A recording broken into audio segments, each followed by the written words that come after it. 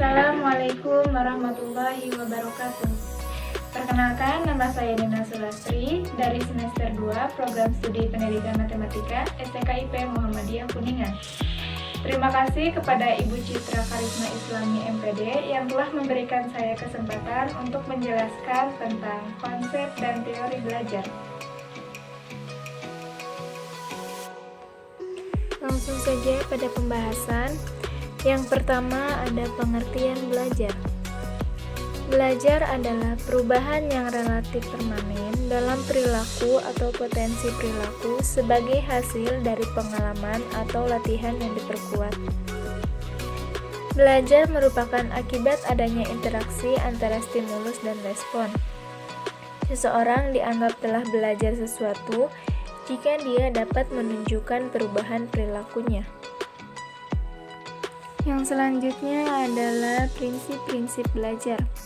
Poin pertama, perhatian dan motivasi. Perhatian mempunyai peranan yang penting dalam kegiatan belajar.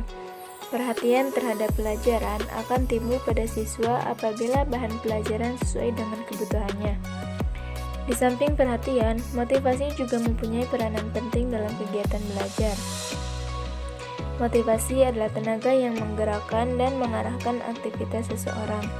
Oleh karena itu, dengan perhatian dan motivasi, maka siswa akan melakukan proses belajar atau membiasakan diri dengan belajar dengan baik, sehingga ia dapat memperoleh hasil yang ia inginkan. Yang kedua, keaktifan. Dalam setiap proses belajar, siswa selalu menampakkan keaktifan. Keaktifan itu beraneka ragam bentuknya, mulai dari kegiatan fisik yang mudah kita amati sampai kegiatan psikis yang susah diamati. Yang ketiga adalah keterlibatan langsung atau berpengalaman. Belajar haruslah dilakukan sendiri oleh siswa. Belajar merupakan proses mengamali dan belajar tidak bisa dilimpahkan kepada orang lain. Dalam belajar, melalui pengalaman langsung, siswa tidak sekedar mengamati secara langsung, tapi ia harus menghayati, terlibat langsung dalam perbuatan, dan bertanggung jawab terhadap hasilnya. Yang keempat adalah pengulangan. Menurut teori psikologi daya, belajar adalah melatih daya-daya yang ada pada manusia yang terdiri atas daya mengamat, menanggap, mengingat, menghayal, merasakan, berpikir, dan sebagainya.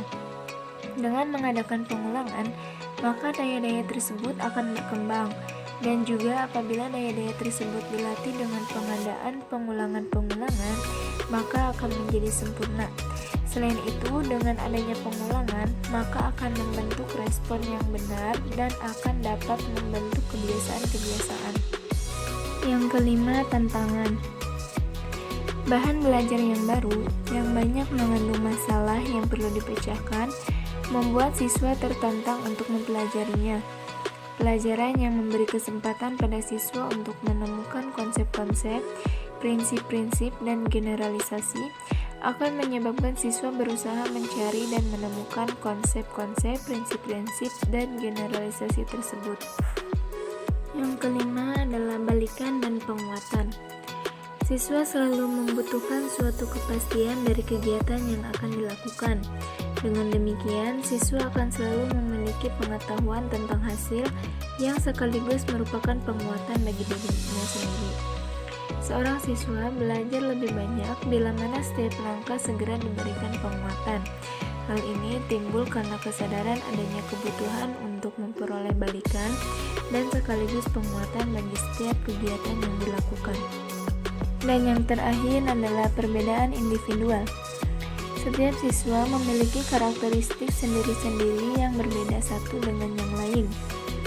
Kesadaran bahwa dirinya berbeda dengan siswa lain akan membantu siswa menentukan cara belajar dan sarana belajar bagi dirinya sendiri.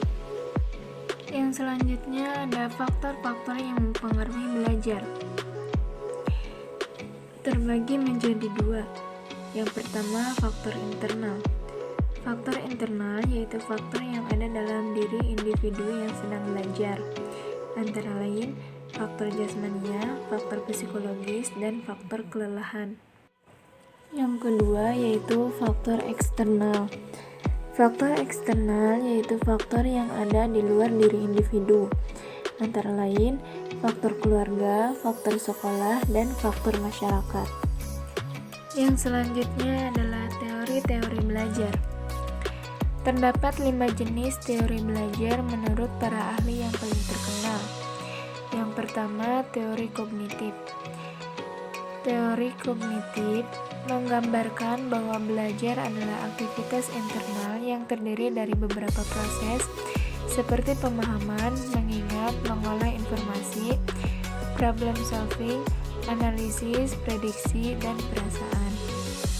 Yang kedua, teori behavioristik. Teori ini menyatakan bahwa sebuah pengalaman mampu mengubah tingkah laku, kebiasaan, atau proses berpikir seseorang sebagai hasil proses belajar dari pengalaman itu sendiri. Yang ketiga, teori humanis. Teori ini merupakan metode pembelajaran yang fokus pada peserta didik guna mengembangkan potensinya. Yang keempat, teori konstruktif. Teori ini menggambarkan peserta didik diajak untuk mendalami pengetahuan secara bebas atau juga bisa memaknainya sesuai pengalaman. Dan yang terakhir, teori Gestalt. Teori Gestalt merupakan proses belajar seseorang dimulai dari mendapatkan informasi, kemudian melihat strukturnya secara dari saya. Kurang lebihnya mohon maaf. Billahi taufiq wal hidayah. Wassalamualaikum warahmatullahi wabarakatuh.